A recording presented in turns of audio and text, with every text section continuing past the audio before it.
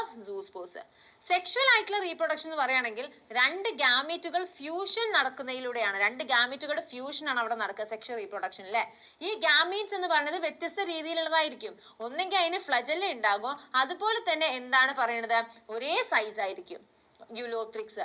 എന്താണ് ഉലോത്രിക്സ്? അപ്പൊ നിങ്ങൾ ആലോചിക്കുക, യു എന്ന് പറയുമ്പോൾ രണ്ട് വര അല്ലെ, ഇത് ഇങ്ങനെ ആലോചിച്ചിട്ട് നമുക്ക് ഫ്ലജല്ല. മനസ്സിലായോ? ഈ മാത്രല്ല യുവിന്റെ രണ്ട് സൈഡ് നമുക്ക് ഈക്വലാ, അപ്പൊ സിമിലർ ഇൻ സൈസ്, അങ്ങനെ ആലോചിക്കുക. So flagellated similar in size ആണെങ്കിൽ യുലോത്രിക്സ്. ഫ്ലജല ഇല്ല, അതുപോലെ തന്നെ ഇത് കാരണം നോൺ മൊട്ടയിലാണ്, പക്ഷെ സിമിലർ സൈസ് ആണെങ്കിൽ സ്പൈറോഗൈറ.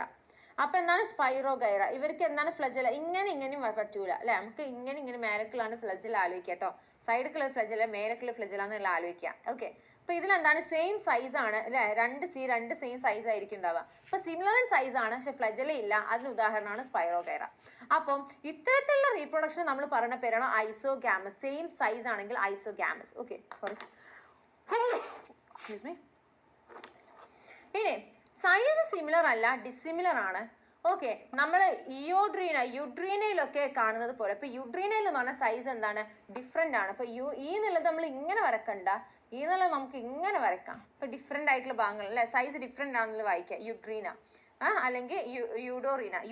യുഡ്രീന അല്ല യൂഡോറീന. അതിന് അനൈസോഗാമസ് എന്നാണ് പറയുന്നത്. ഇനി ഒരു വലിയ മോട്ടിലിറ്റി ഇല്ലാത്ത ഒരു ഫീമെയിൽ ഗാമീറ്റും ഒരു ചെറിയ മോട്ടിലിറ്റി ഉള്ള മെയിൽ ഗാമീറ്റും തമ്മിൽ ഫ്യൂസ് ചെയ്യുമ്പോൾ അതിനെയാണ് നമ്മൾ ഊഗാമസ് എന്ന് പറയുന്നത്. ഊഗാമസിന് ഉദാഹരണമാണ് വോൾവോക്സ്, ഫ്യൂക്കസ്. ഒന്നെങ്കിൽ വോഫ് എന്ന് പറയുക, അല്ലെങ്കിൽ ഫോവ് എന്നുള്ളത് ആലോചിക്കുക. ഫോവ്. ഓക്കെ. അപ്പോൾ ഊഗാമസിന് ഉദാഹരണമാണ് ഫ്യൂക്കസ്, വോൾവോക്സ്. ഇത്ര എല്ലാവർക്കും കിട്ടി.